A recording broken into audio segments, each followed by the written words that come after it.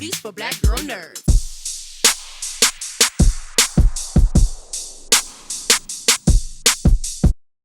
Jennifer, thank you again for joining me. I really appreciate it. You did so well. You look like you were just a hug on the show, if that even makes sense. But I just want to say the facts here real quick. Like Paddington Bear, Winnie the Pooh, Smokey Bear, you just put them on notice. I just hope they know. Oh, I just hope they're ready. I just hope they're ready because Miss Katie wasn't playing games with this one. thank you, the Jenny Bear, Miss Jenny Bear. Miss Jenny Thank you. Bear. Yeah, thank you so much. Yes, I was hoping, we were hoping that it would register as a hug, because I said it earlier in the show that I really felt, that all of us just need a hug, and all these masks and everything we got to do is like, child, take it off and just give me a hug. I know. That's how it just felt so warm. Like you said, it felt different because we're so in that time period where everybody just spaced out and it's kind of rigid and you're trying to go through technology to get to everybody. So definitely felt like that. Like song choices here. Um, uh, Talking about picking Demi Lovato's song, "Tell Me You Love Me." As an artist, like as a legend here, when you go pick another artist song and put your own spin on it, how do you decide like what you want to choose? And because I just feel like for the artist, it's different than an athlete and an actor. You have so many choices. Yeah, thank you for asking that.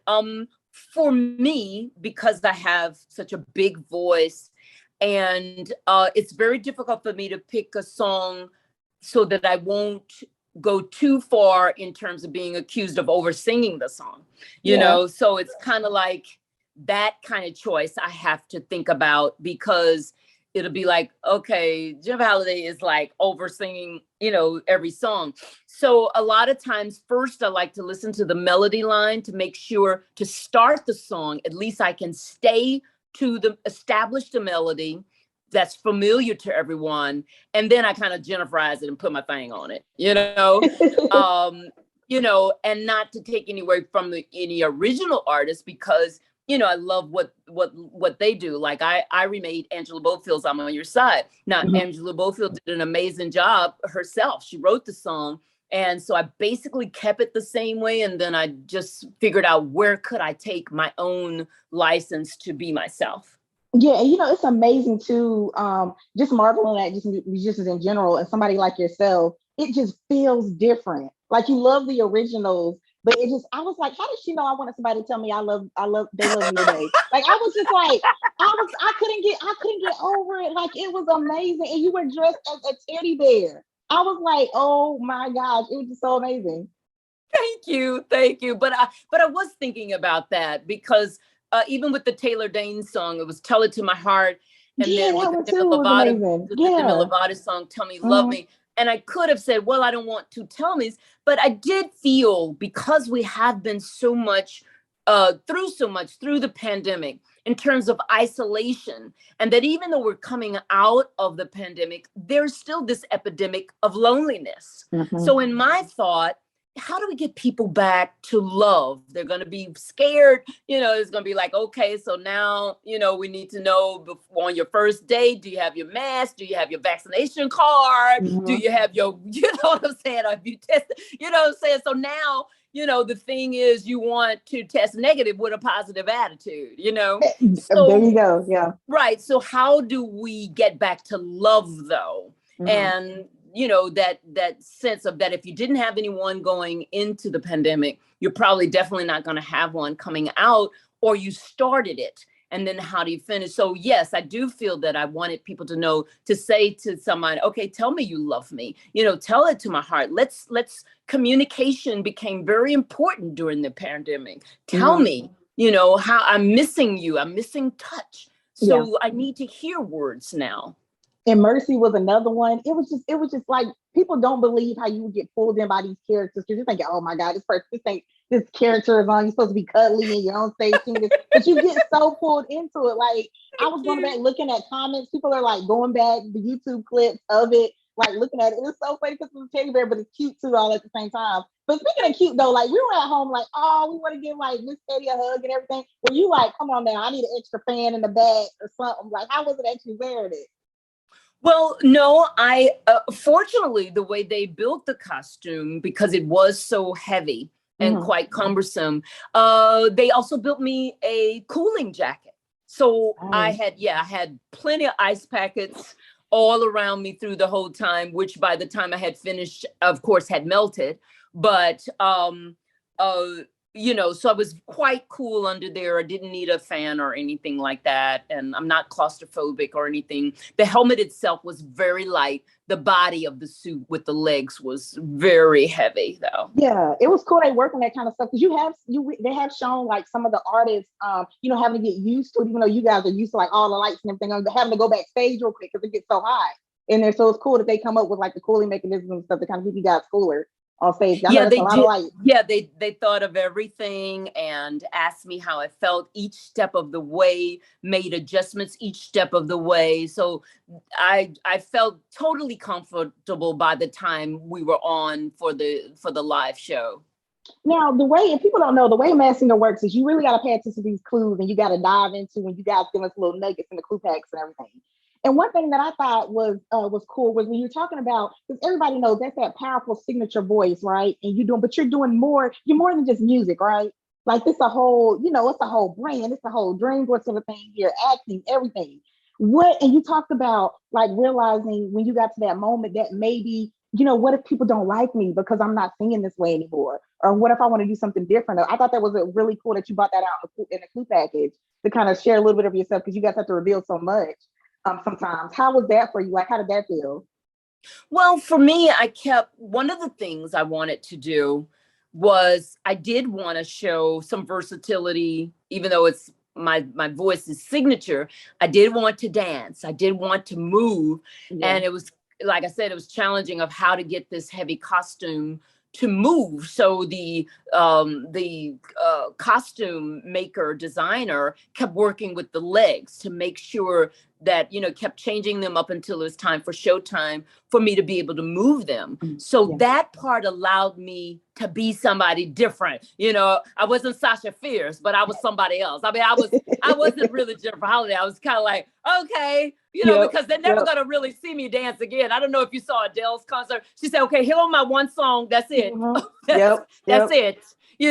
And so I really wanted that same kind of feel. I wanted people to kind of throw them off and just say, well, I don't think Jennifer Holliday would be doing that much dancing. So I think that they would kind of guess it was me by the voice, but it's like, I don't think she would do that much dancing. So that helped me to have me what do you call alternative ego sort of situation. And to create, Miss Teddy, it wasn't Jennifer Holliday. I was Miss Teddy, and how would she try to pull this off? And speaking of moves too, I thought it was so cool. I know we have all the technology in this sport, we have to feed everything, but you did a cool IG video with your choreographer because we have new music like So in Love, which is amazing, by the way, because if you don't have love, you're gonna want it after you hear the song. So tell us about like, because you talked about like you don't, usually you don't want to incorporate so much dancing because you be singing like the face off on stage. So it's like it's all into that, all of your energy into that. But how was that using IG to talk about dance and just that new kind of connection with fans in that way? Well, even though So in Love is a ballad, it's a dancing, movement balance, right. where you want to be with your partner and hold them, and then, what they call slow drag, you know what I'm saying? I was kind of, thinking about Bruno Mars and Leave the Door Open, you up there, you just doing it, you know what I'm saying? Showing out on the dance floor. So I was thinking about that. And so we're making a video for the song. And so the concept that I had was I would like to have some movement because usually I just stand flat-footed and sing. I don't know if you heard Leslie Jordan say that in the church, that the women could move. They planted their feet. Well, that's usually what I do. I plant my feet. But I wanted this go around at age 61 years old.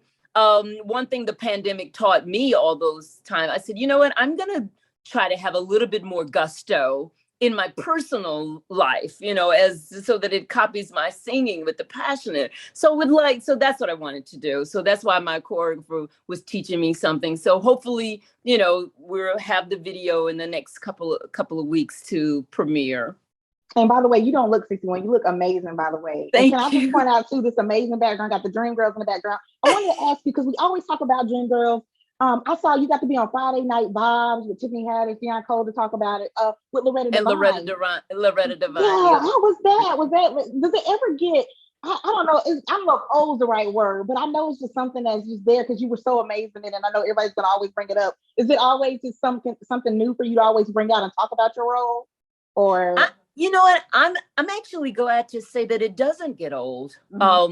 Doesn't get old having to talk about the show or with people asking about it. Also doesn't get old with me having to sing my signature song. And I think that's because 40 years ago, I was a young lady. I was just becoming a woman, 2021. So didn't really know enough about life or show business or anything. Definitely still not enough about love. So to me, when I go back and I reflect, some things I used to not remember become a part, and then the other ladies, Loretta Devine and Shirley Raff and myself, sometimes when we're together, we remember, all three of us remember something different. It'd be like, okay, that didn't happen. Yes, it did. No, it didn't.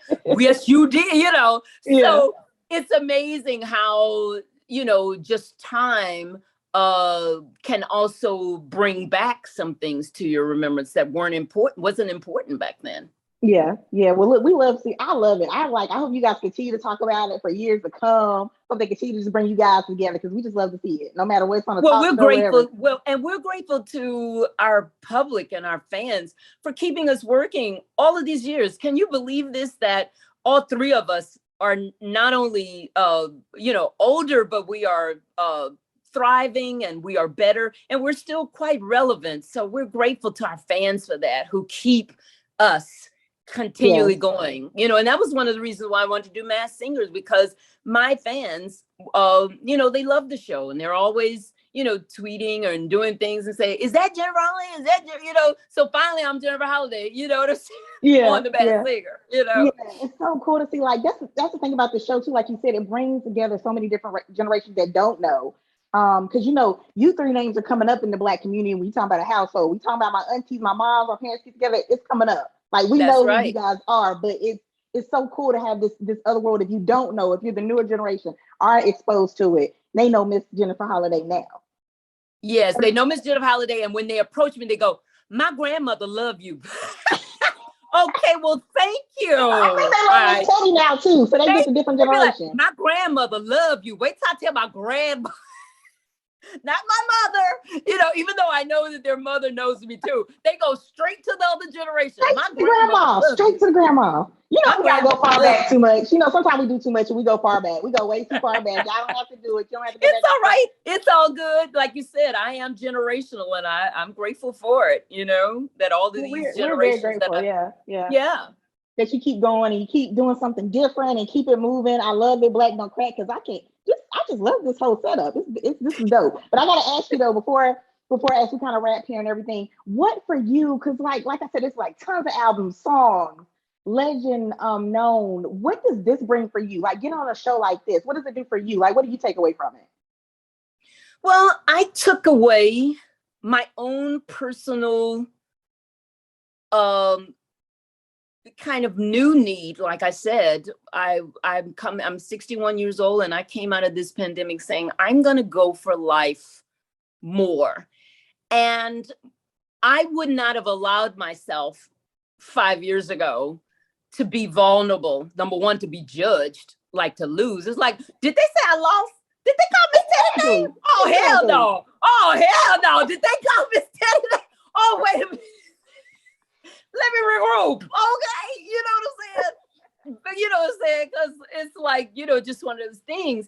But I wanted to step out of my comfort zone, like I said, to be alive, to dance, to have fun, to kind of make fun of myself, and when I saw the costume at first, when they said, well, we're thinking this is going to be your costume. And I was like, okay, that's a big old orange. You know what I'm thinking? But then I went past and I said, well, you know what? I said, it's cuddly and it's this, and I still get to be who I am. So to me, I take away from this that I stepped out of my comfort zone. And because I enjoyed it and loved it, and had such a good time, it was received in that manner. I think if I had done it a different way, it would not have been received. But I think even through the mass, fans, non-fans, people got a chance to smile, to laugh. They felt that hug, like you're saying, and they heard some, good old singing and good music.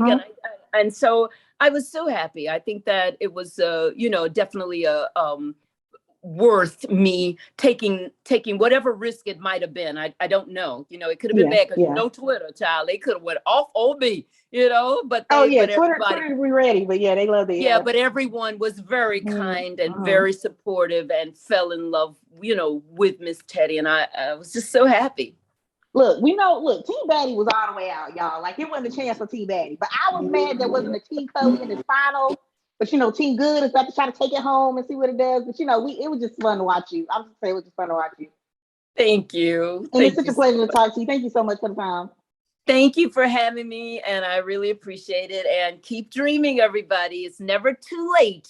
And, here I am at 61 years old. And I'm out here looking at life as if it was brand new. So absolutely. Thank you so much. Okay.